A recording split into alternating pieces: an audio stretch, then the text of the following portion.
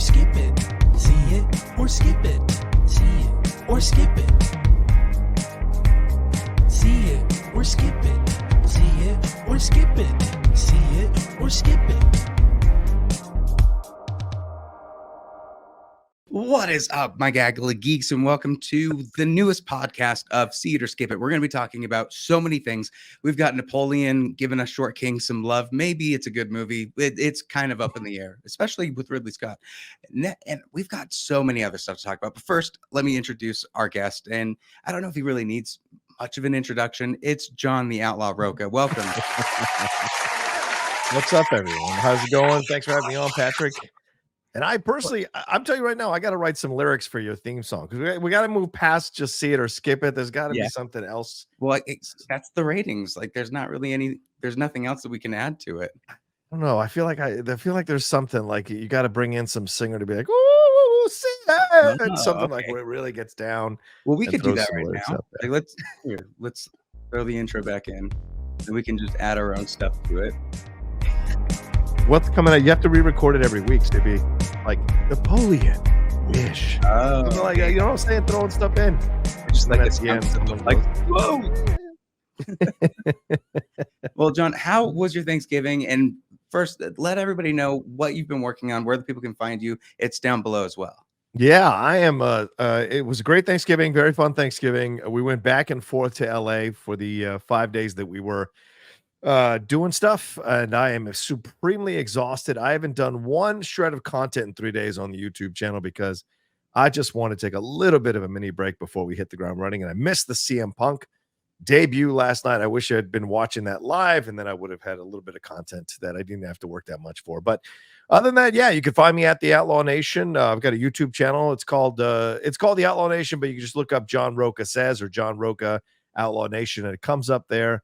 Just crossed 31,000 subscribers, which is great for me and what we're building step by step. And of course, we host a number of shows there. The most notable, most recent one, the Hot Mic with me and Jeff Snyder, burning up all kinds of roads in Hollywood for sure. And then the Geek Buddies, which I love doing with my co-host Michael Vogel, Shannon McClung, where we talk about geeky stuff. And then my podcast, The Cinephiles, which I do with my director friend Steve Morris, who we've got about 7 or 8 years strong on that one, averaging about 150 to 250,000 downloads a month. So a lot of fun doing that one as well. So I'm very excited to be hanging out with you, though, on See It or Skip It, which I think is a genius title.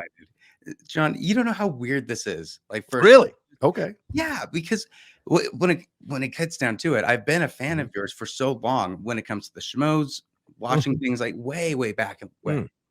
So in a lot of ways, you were very much a part of my kind of like cinematic journey of like discovering films, learning how to speak about films. And so it's just an honor to have you. And it's so cool to just go on Reddit and look through like just like some type of scoop thing. And it always seems to be coming from the Hot Mic. Yeah. Like, it is getting so popular. Congrats on your success on that. Thank you. Well, look, I appreciate it, man. And like, whenever, people like you say things like that, it's really humbling for me because I fell into this ass backwards thanks to Christian Harloff, and I've just found a natural desire to do it. And I've been very fortunate that people were willing to listen to my outrageous takes, my correct takes, and then my also way out there takes. But it means a lot, Patrick. And also, it's always great to see you. It's always great to have interactions with you. And I truly respect the people who understand and appreciate film, so we can have fun conversations about it for sure. Right. Well, and with that said, let's get right into it. So we're going to be talking about the Napoleon movie. And right off the bat, we should just say spoilers, because we're going to be talking about the good, the bad, the outrageous, and kind of all of the things that Ridley Scott has been talking about in all of the press. And this man has no filter, and I love it. Yeah. Yeah. I love an outlaw, and certainly he doesn't have a filter talking about how he doesn't give a crap about the historical critics about the movie, and certainly speaking out against superhero films, more really the proliferation of superhero films and how they've kind of taken over the cinema. So yeah, right. He spares no expense. He dishes though, like any type of question that has something to do with superheroes, he's immediately. How do you get a job here? There, face. He gets so angry with people. You weren't there in history. Were you there when Napoleon was alive? Right. Just some of the most ridiculous takes that like They make me smile, but also I guess there's a little bit of truth to them. Mm. First, what did you think of Napoleon going into it? What were your expectations? And uh, I guess start with Joaquin Phoenix with this. Well, we'll say this. I know one of my biggest trailer reactions over the last few months was the first trailer reaction for Napoleon.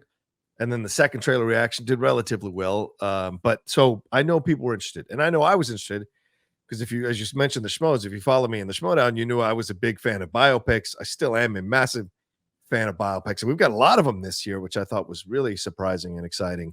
And so I was very excited going into the movie theater. It was a 10 a.m. screening. I drove 35 minutes to go to this theater in San Diego to see it. There was like 10 people in the theater. It was great. No one was around. I could lay out, recliner, and then the movie started. And I'll tell you, I'm a massive fan of history. Napoleon has been someone I've known for a very, very long time. The Napoleon and Josephine story is something I knew for a very, very long time. So my expectation levels were super high for this one. Plus, it's Ridley Scott and Joaquin, who are great in Gladiator together. So I was like, this is here we go. And I got to say, walking out, you walk out sometimes when you do this business long enough and you get your opinion questioned, or you wonder why you seem to be out of step with everyone else's opinion. When you walk out of a big movie like that and you have this weird feeling inside, you're like, damn it, that did not hit the mark. You almost want to go like, well, is it me or is it the film? I don't know. But after I sat with it, after I did my out of theater reaction, I very concretely feel like this film is incredible for the battle sequences, but not much else. And that was a super disappointing thing for me to experience. And I've gone back to see it again, and I felt the same exact way. Battle sequences are incredible, but the relationship, the portrayal, and the jumping from one historical event to the other without any kind of context, I thought was just such a letdown for the audience. Right. Well, I think it succeeds definitely with the battle sequences, but it fails in a couple points to me. I do want to get your thoughts though on this idea. Like, what do you feel about this based on a true story thing or inspired by true events? They find so many different ways to say this is almost real, but there's always something that's completely different. I remember back with Lee Daniels, The Butler, how when we looked into stuff, it was like there's so many differences with this film versus what actually happened, and it seems like Ridley Scott really just does not care about that. So what are your thoughts when it comes to loving biopics? When they say that, do you have an expectation? Okay, what's the percentage? Do we need to be like 80% accurate to it? Or if it gets past 50%, I'm completely done personally. Right. I think it's a valid question to have. And I think because nowadays people more and more are not studying history, not reading history. So people who are involved with history are super afraid of how people are using these movies as essentially cliff notes for what happened in the world of history, right? We saw it with The Crown, which I was super pissed off about, that they felt Why? It's so accurate. Yeah, right, exactly. They felt the need to put a disclaimer, but I liken it a little bit to like, that lawsuit with the coffee in the woman's lap in McDonald's. Like, hot, right? Or you grab a iron or a blow dryer and it says do not plug near water, or do not put in water. Like, it's these little things that you should already basically know, but the level of intelligence that you're dealing with sometimes, and especially lately, people don't necessarily, you got to factor that in. So now people are upset about this based on a true story stuff. How many films have won Best Picture that were based on a true story and did not reflect what actually happened? Braveheart being the most notorious example of what happened. And we break that down every time we do a film in the Cinephiles. We always break down the historical irregularities or errors that they have in that film or in those films. And this is another one of those. And to me, I don't go in expecting a history lesson. I expect them to give me the broad strokes and then really flesh out the characters so I can connect to them and then do my own research after the film. But I like to think I'm a relatively intelligent man, so for me that works. And I don't know that that's necessarily the case for most people. And I think that maybe this is their way around it by being upset about this based on a true story stuff. And I don't know when we decided to be, angry about this kind of stuff, but It What makes me about wonder, like, the moments, like, to me, have to yeah, be more accurate than, say, like, the interactions between characters, right? 100%. Yeah. Like, obviously, with something like Rustin that came out, have you watched Rustin so far? No, yeah, that's all. Yeah, I watched Rustin. Yeah, it was great. Right. So I could guarantee that a lot of the conversations didn't probably go down the way that they wrote it, Right. but that is what makes a film a best picture if it does it well enough. But if Right. moments are just completely made up, like for instance, Napoleon just shooting the nose off of a sphinx or Yeah. shooting at the pyramids, it really nobody knows for sure if that happened. Right. It's tough. Or like I'm not sure he walked up behind Vanessa Kirby's portrayal of Josephine going nom nom nom nom nom. Yeah. Yeah. Yeah. What did you think when That's you the saw kind of that stuff that part? you kind of allow a little license for, I think. Yeah. Ridley Scott's kind of a freak when it comes to the sexual stuff in this one. It didn't seem like Josephine and Napoleon liked each other even a little bit. Yeah. There was like a respect, but also a hate. And like I was such a big fan of The Terminal with Tom Hanks. I Mm. loved the like Catherine Zeta-Jones, Tom Hanks interactions between do you know what he gave Josephine Yeah. for whatever birthday?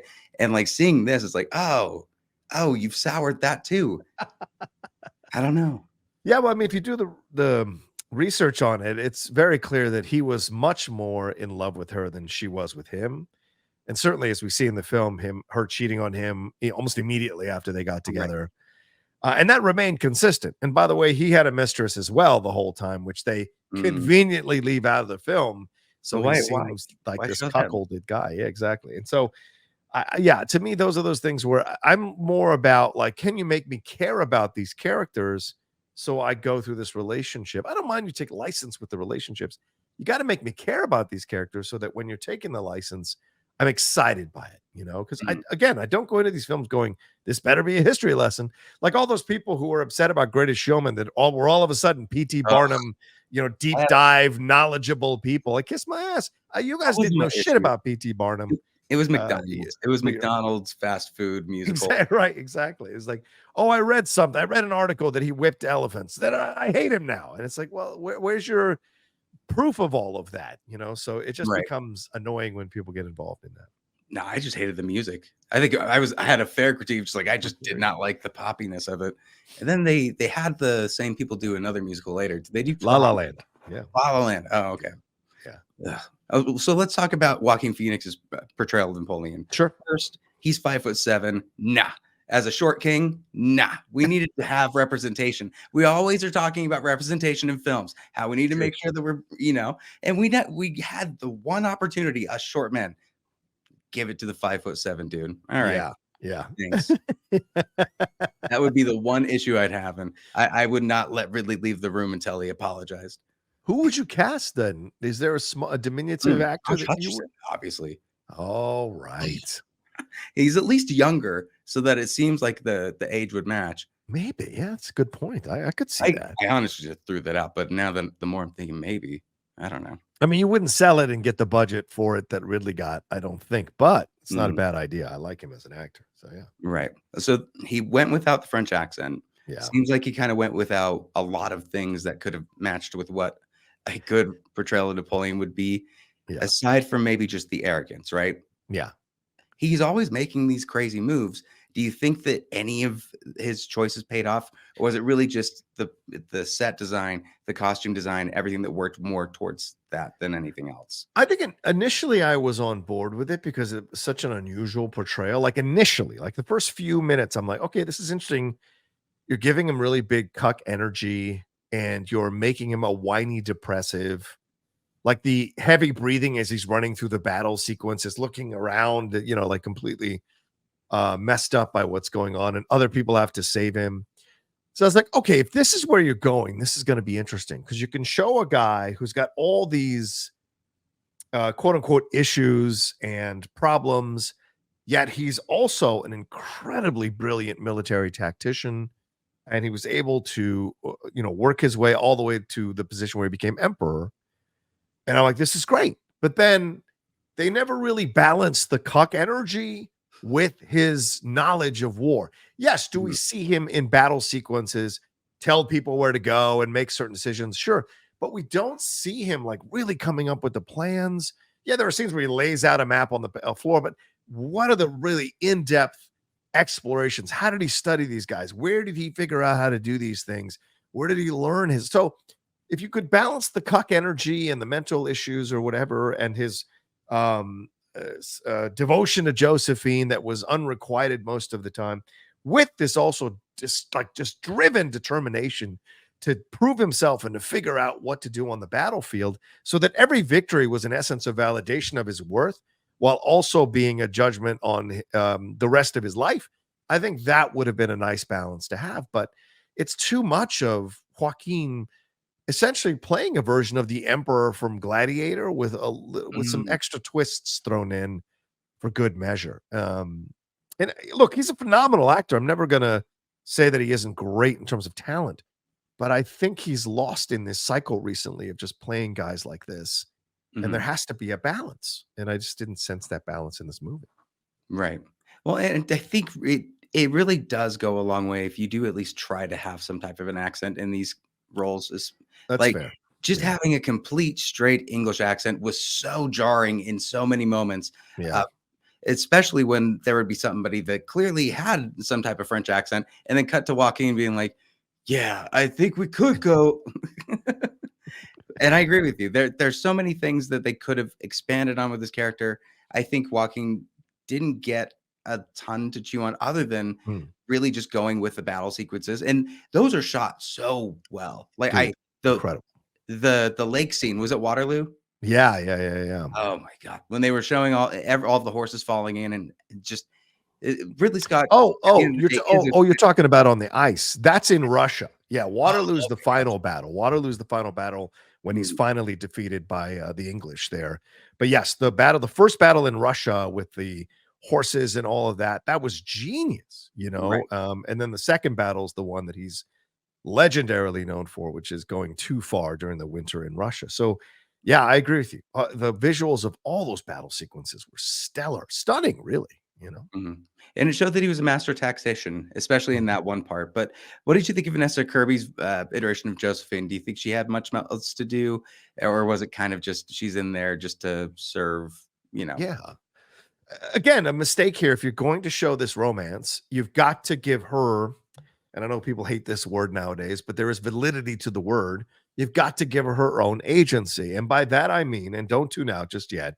By that, I mean, there's an interesting history to Josephine before she even shows up in the movie. She was forced into a marriage at a young age to this French nobleman who cheated on her left and right.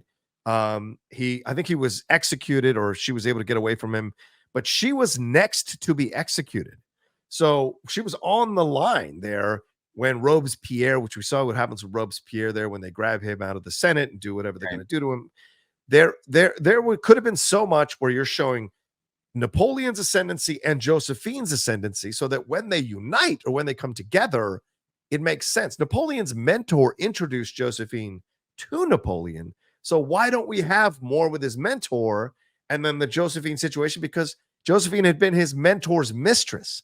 So there's even more where he's got to live up to what his mentor did, and he's trying to imitate what his mentor did. So there is so much that there rich emotional territory to explore and expand into and dive into if they had built up Josephine a little bit before she gets to Napoleon. But the first time we see her is escaping from the prisons, and then boom, she's at a party and Napoleon can't take her eyes off her like it's a 1980s John Hughes movie. And this is where it becomes a problem. So in the end, I thought she did a wonderful job. She is beautiful, sexy, incredibly talented. And I thought she held herself together well in those later scenes when Napoleon has left her in that house alone.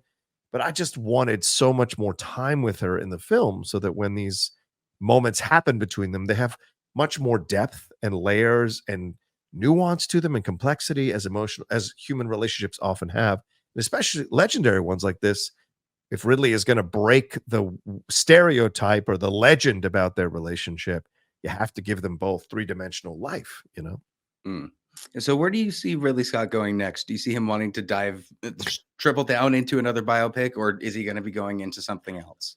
It's a Where would great you want to question. see him in? I'd love to see him do, because we just saw incredible war sequences. I wonder if maybe there's a like a president film for him to do. I wonder if there's a president. I mean, if it couldn't, how excited would you be if he tackled John Kennedy? I mean, like if you tackled with all the topicality of Robert Kennedy Jr. now in the political landscape and the Q people being obsessed with John Kennedy Jr. not dying, it would be really interesting to see a film about John Kennedy, especially we just celebrating the 60th anniversary of his assassination. I think it would be fascinating to see him go into that. But he's most likely working on another Alien movie or something. God, I don't know, dude. To be honest with you, I don't know Ridley. I don't know if I ever want him in a period drama again. just keep out of there. I don't know. Maybe him doing something closer to like a Dumb Money situation, or like like a Big Short type stuff. Where like if he does have questions about his historical accuracies, it wasn't that far long ago where he can look back into it and see what actually happened. It could solve a lot of problems. Yeah. But what would it be? What about a Ridley Scott Trump movie? That would be interesting. Let's add one more. A Rudy Giuliani movie. Oh, wow. The fall. I like that. That could work. I could see it. And they have to bring in Sacha Baron Cohen. They would do a full like Borat 2 reenactment. That's when it all went really nuts for Rudy. No pun intended. Joaquin Phoenix in the role of a lifetime as Rudy Giuliani. I could see it.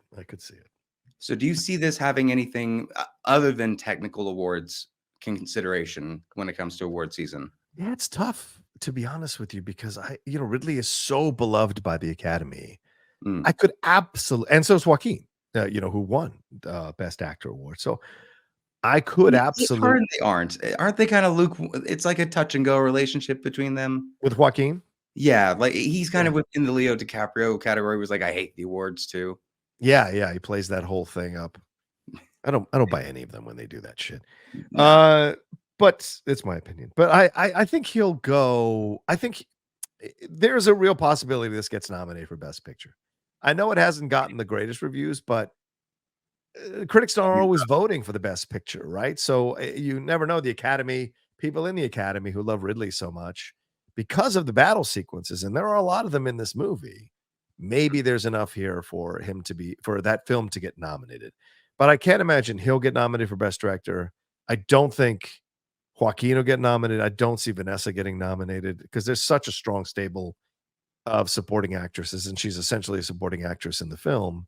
Right. So, yeah, I think technical awards, but don't be surprised if somehow this sneaks in to get a Best Picture nomination.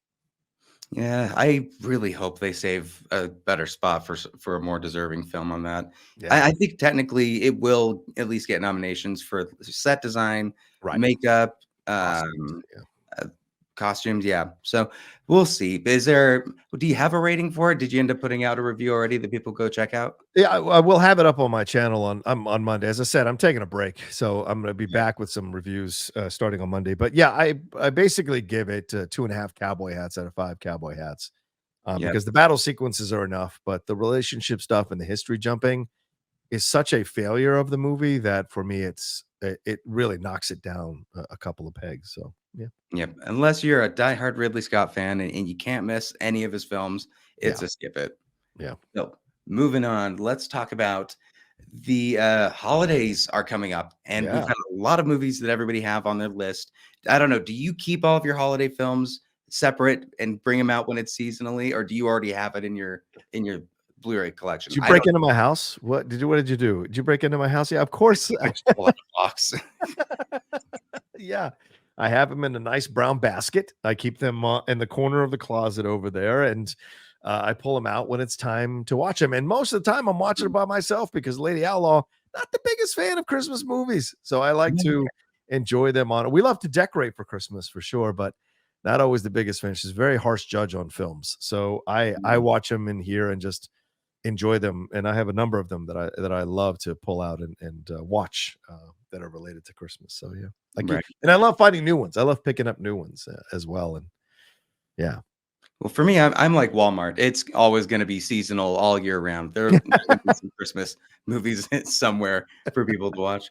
And I don't know, there's a lot of films that we could consider Christmas films that not a lot of people do. Yeah. And that's what we wanted to talk about today. Some of the holiday hidden gems, maybe the things that are overlooked as far as them being a Christmas film, and what we love most about those. I wanted to go first Okay. because I think that this is the one that nobody really talks about as a Christmas movie, and I'm the only one that's yelling about it when it comes November, December. Batman Returns is a Christmas movie, first Oh, and foremost.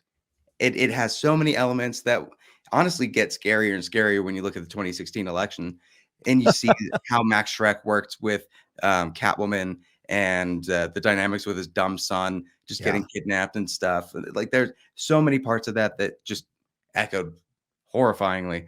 But I wanted to ask you, what do you think of Batman Returns as far as Tim Burton's Batman films? And do Yeah. you also consider it a Christmas movie? Oh, I 100% think it's a Christmas movie, and I think it's better than 1989's Batman. And I'll tell you Yes. why. Because it's not a how can I say this? It's a to me it's a better constructed movie. Hmm. Even with the penguin stuff that can get irritating, I still like it Very. more because yeah, because the Vicky Vale stuff, it does not work for me Mm. when I watch Batman now because I mean, she was in Corto Maltese seeing the most horrible shits that she was taking pictures of, but Mhm. she's afraid of a clown and she becomes a screaming damsel in distress for like an hour and a half of the movie. No, thanks. Right. Robert Wool, also terrible in that movie. So Mhm. it doesn't hold up.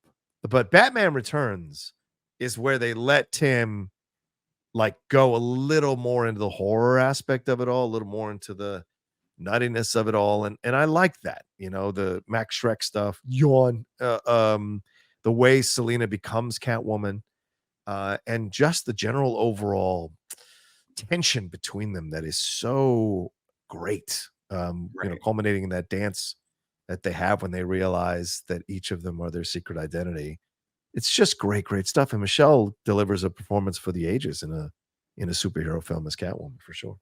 It might be one of the most, like, purest sequels to a Mm, superhero franchise that came straight from the director, really didn't have any oversight, really yeah, didn't have oversight because McDonald's didn't even wanna market it you're after they right. saw the film. They were like, "What have we gotten ourselves into?" Yeah. It really just works on so many levels, and how dare you? Danny DeVito works in every scene. The man can do no wrong, especially as Oswald Cobblepot. I hope to see why didn't we see him in a sphere in The Flash? That would have been a perfect Oh end man. scene. It was just Cobblepot coming out just, "Hello." Yeah, I can see that. But yeah, I that's one of mine. What is your picks for, some of the holiday favorites that are hidden gems? Oh, well, it's good. First of all, you're throwing this on me at the last minute, so I didn't know that this was part of the conversation, but I'll do my What? best to think on my Didn't feet. throw this at you at last minute. Um, so I am going to You suggested it, John. What are you what talking about? me? How dare Yeah. you? I would say Just Friends is one of my favorite Ooh, Christmas okay. movies. That is a recent addition. And they just reunited Amy Smart and Ryan Reynolds for an Aviation Gin 2-minute video, which I thought was great. That one, if you guys haven't seen it, it'll become an easy guilty pleasure for you around the holidays. And this was to me the beginning of the comeback of Ryan Reynolds. Was this not Deadpool? It was this movie that I was Mhm. like, okay, there's something here. And then Deadpool came out, and I was like, oh, okay, let's go. Um, I would throw that in the mix.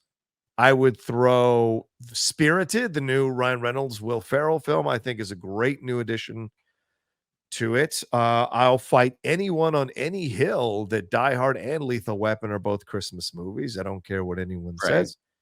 It's set during the holiday season.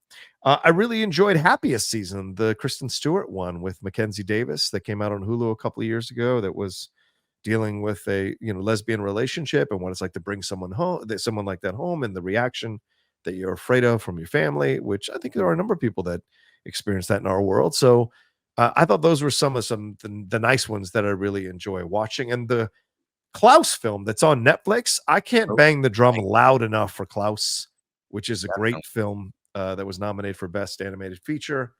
And I'll even throw Kiss Kiss Bang Bang in there because Michelle Monaghan, who is going to be seen in that new Mark Wahlberg movie, she's wearing it's set during Christmas time, and she's wearing a Santa elf outfit. So, through some of the movies. So those are some of the Christmas movies that are not conventional, that I love to watch for sure. You know what feels like a Christmas movie, but isn't? Catch Me If You Can. Oh, I can see that. Weirdly enough, it just kind of Yeah. has like a Christmas feeling to me, and I love watching that movie when it comes holiday time. Right. Even Yeah, though that that's actually turns a great out point. was completely made up too. Did you see the report about that? The guy that the No. Abagnale actually came out and said, I never even did the checks. Like I didn't do anything. It's like What? Another based on a true story lie here it's- on movies? How what is dare they? happening? It just we really need to properly vet these people. Yeah. What about The Night Before? I know this is your show. Let me Mm, ask you, what about The Night Before? That's a great Christmas that's the movie. one with Seth Rogen, right? Yes, Seth Rogen and Anthony Mackie and Joseph Gordon-Levitt. Yeah, Yep, that's one of our yearly new ones that we're watching. That's nice. definitely up there. I love the what is it called? Snow Day. Have you seen the Nickelodeon movie Snow Day? No. So Is this that the came one out with when I Chevy was Chase? younger. No. No, yeah, Chevy Chase. He was the weather reporter. Right. Yes. Yep. It's ridiculous. There's a snowplow man that's played by who's the guy? He's a stand-up comic, and he played an excellent, just disgusting looking snow person that was just evil in every level. Josh Peck was in it. They had Oh, like these different. He hollowed out this cave, like this snow igloo cave, and he yeah. like wired in a TV, like a CRT TV, and like tons of snacks and stuff. And he made these specialized snowballs. Like one was jelly filled, one was just a piss snowball that they chucked at some. Like it was some of the most ridiculous things. But it was during that time where Nickelodeon and Disney were kind of battling with their original series to see what Mm, films would like stand up a little bit higher than the other. There was also a Disney film about it was like a weather machine. Do you remember this? It was a weather no. machine that could change the weather, and it just ruined the Christmas time for everybody because it became summer or something like that. Oh, wow. It's The on only Disney Plus. the only ever film I saw like that was The Avengers, the one with Sean Connery and Mm. Uma, where he changes the weather. But that's the only one I ever saw that was like that. Oh, wow. Leave a comment down below. I need to know what that one is, and I'm not going to Yeah, look into it. I don't care about it that much. There, I don't know. There's always the classics too. I mean, How yeah, the Grinch Stole Christmas, the Jim Carrey version. sure. That's my wife's favorite. So we got to watch that every time. Right. Christmas Vacation, A Christmas Story. I've been trying to find that the leg lamp, but it's expensive everywhere, Oh, of course. It's in especially demand. just the full-sized one. Yeah. What's it? Glowing sex in the window? That's right. Yeah. Yeah, we have the perfect window to show it, Yeah. but I don't know if I'm going to drop $200 for that. Oh, it's $200? It's insane. I don't Like love the the movie price that is much. way too much.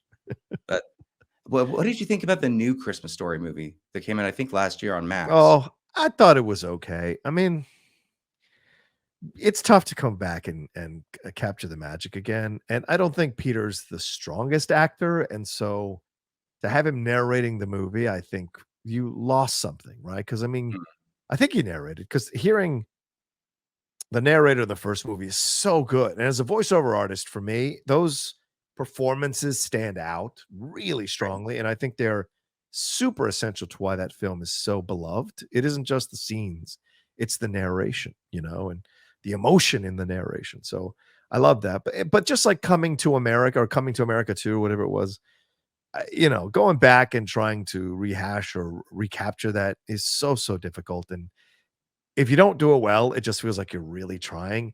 And we're Mhm, all smiling or laughing just to be nice, but we really actually don't think it's that good. And so right. that's how I feel about that one. So on 5, let's come up tell me your favorite Christmas Carol adjacent film. So it's not like the authentic A Okay. Christmas Carol, but there's been so many different movies that are kind of that too, okay? All right. 5, Okay. 4, 3, 2, 1. Scrooged. Scrooged. Yeah. Yes! Yeah. Win. That is one of my all-time favorite watches Yeah. every Christmas year. We gotta watch Scrooged. Yeah, absolutely. 100%. It just came out in 4K. So for Right. anybody who wants to buy it in 4K, it's out there now. And yeah, I love Scrooged. It's still holds up. We did a Cinephiles episode on Scrooged, and it was great to break that one down. I think we did it over 2 episodes because there was so much to talk about I in feel that like I movie. subliminally put Scrooged into your brain when I said that. Like, Oh, please. It was the he's first gonna thing say that the appeared. same thing. I was worried it was gonna go Muppets Christmas Carol, but, that's also great. Yeah, That's fine. Sure. I like it. Michael Caine's a good Scrooge. But the ending of Scrooge is what makes it legend, right? Like, Right. it's a good movie. It's a funny movie. There's some really emotional moments, certainly when he finds, I forget the actor's name from Bonnie and Clyde. He finds him underneath and he's frozen to Oh, death. And the it's watch. right with the watch. It's heartbreaking, right? When he Mhm. sees what happens to Karen Allen in the future, that she Old becomes boss at the beginning, right. it's like Yeah. nightmare fuel when the Yeah. rat comes at the back of his head. Right. Ugh, Right. All of they that. don't But do then that it leads to that moment where it feels like one of the most honest monologues you've ever seen on screen when he is talking. Bill Murray is talking. It's the most vulnerable he's ever been in any movie. He's near tears in the monologue. And then you get that great cherry with Tiny Tim talking for the first time. And anymore. Alfred Woodard's reaction, the clap reaction, is so honest that it's such a great ending. And that's what, kind of to me, elevates it into the best interpretation yet of A Christmas Carol. Well, not only the pureness of it, he straight up just air humps a dancer. Right. Bill Well, yeah, good point. the Bill Murray, like, spark is you can do that and you can make it heartfelt. It's in the Yeah. same monologue. I love that one. If you guys have any hidden gems that you're thinking, leave a comment down below, Yeah. let us know. And with that, there was only one other big question that I had for you, and I just wanted to know because you do the hot mic. I want to Yeah. know what your hot take is for this year's award season. What's something that maybe you just want somebody to know more about a film, and you think that Okay. maybe something big will happen if we just put it out in existence. So, what is your hot take for this year's award season? Zac Efron will be nominated for Best Actor for The Ooh, Iron Claw. I like that. No I one is going that's to see this movie coming. No one is going to see this movie coming. And I have a feeling that if it gets in front of the right eyes and if it can ride the groundswell, kind of like Coda and other small and everything, everywhere, these smaller movies that just capture the pop culture zeitgeist, that I think Iron Claw is going to be up there for consideration for all the awards. And I think everyone is going to be shocked that Zac Efron is going to get nominated for Best Actor for his performance. And he's going to come close to winning. You know, Mm, you can find holes in Killian's performance. You can find holes in these other Best Actor. Maestro, Bradley Cooper goes a little over the top in some of that movie.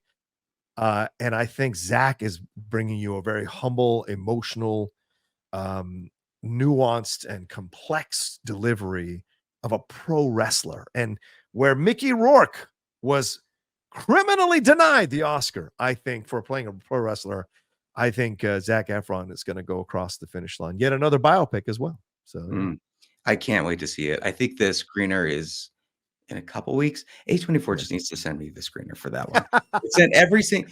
I've watched so many others so Yeah. far that's the one that just still isn't there. I think it's because they know that it's got a lot of legs and it's gonna maybe go the distance. Ladies and gentlemen, this is what it's like to be in this business. And let me put it on the table real quick. Patrick has interviewed some incredible people over the last few weeks.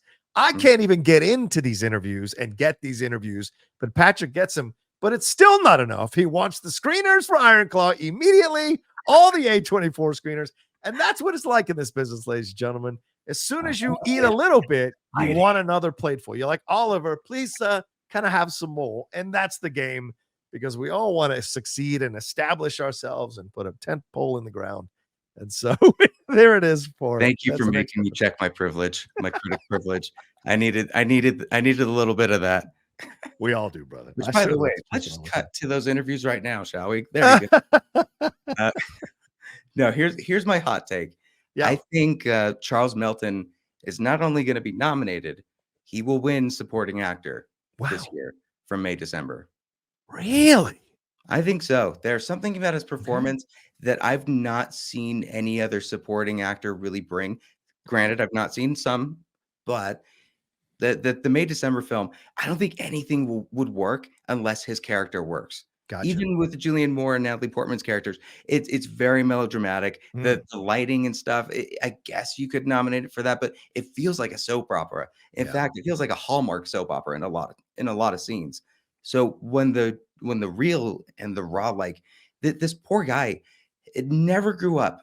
And you can tell, even in situations where he's like just sitting with his father and Mm, like trying to hold a cigarette. He doesn't even know how to do it because he's not grown to that point.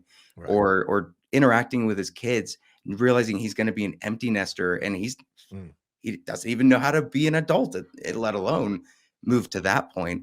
And yeah. the way he does it is just so heartfelt, heartbreaking. Yeah. So to me, the minute I saw that last performance with him, with Julian Moore, it was just like, wow, I don't see anybody else beating him. Wow. Really? You don't see RDJ beating him for Oppenheimer? Interesting. See, I think the same with you. That you can find holes in all of those Mm, characters, especially when it comes. I don't know. A lot of people have been telling me, and I don't think it's a very fair comparison, but mhm. it's the people you work with, right? Yeah. You only get that information from those people, and a lot of times I keep hearing he's just too face recognizable. Like the minute that you see him, you think Tony Stark, and Interesting. it's tough to break that barrier. It didn't for me, and Right. I don't think a lot of people are going to see that, especially when it comes nominations time, because Right. obviously that's you have to put that stuff aside immediately Mhm. when you're looking at these. Then you would just go like Mark Ruffalo with Poor Things. It just be Right. Right. Right. he's clearly a very different character, Yeah. but I do see that being something that could be an issue where he was so notable for so long, Yeah. but at the same time, he win for Chaplin? He won for Chaplin, right? No, no, he was nominated for Chaplin. He Nominated. didn't win for There's Chaplin. No. see, Yeah. when you take that stuff into account, how many times they might have gotten an award where Right. this is gonna be something where he might not get another chance, so they should look into giving him another. It's But for possible. me, the one that's gonna sneak up and surprise everybody is Charles Melton. Okay. He'll Merton, my bad. Merton. Yeah. Merton. Yeah. Yep. Okay. I like that idea. Well, that's it, everybody. That is the See It or Skip It show. Make sure that you are following John at the Outlaw Nation and subscribe to John Outlaw for Geek Buddies, the Hot Mic Cinephiles. Seriously, it is one of the most entertaining shows out there right now as far as movie news goes. I love watching the Hot Mic. I don't like to comment too much because then I don't know, you'll read it and say something. Eventually, it would be an honor to be able to go tit for tat with you guys on some Yeah. movie arguments and stuff. So Yeah. thank you again for joining. Thank you, Patrick. And yeah, we're going to be launching a second show in December of the Hot Mic. So certainly we're going to be open to doing more segments and more interviews. So Patrick, we would Something love to hot have you on as mics? one of our first guests. Oh, Absolutely. wow. So no That'd problem be at all, especially amazing. because you've got a great setup. So yeah. That's all people use me for nowadays. Just like, well, he looks like he's got a good background. We can work that out. But Exactly. Exactly. again, Oh, I thank appreciate it. Thanks for having me on, man. This is a blast. And thanks to everybody for watching and listening. And yeah, come follow me everywhere. I'm available at the Rocha says. I'd love to have you aboard. Thank you so much. yep. Everybody go follow him. Make sure that you're watching See It or Skip It every week. We're working on what this new iteration of the show is going to be. But for now, this is an amazing opening to the podcast. Thank you so much. And we will see you at the next one. See it or skip it. See it or skip it. See it or skip it.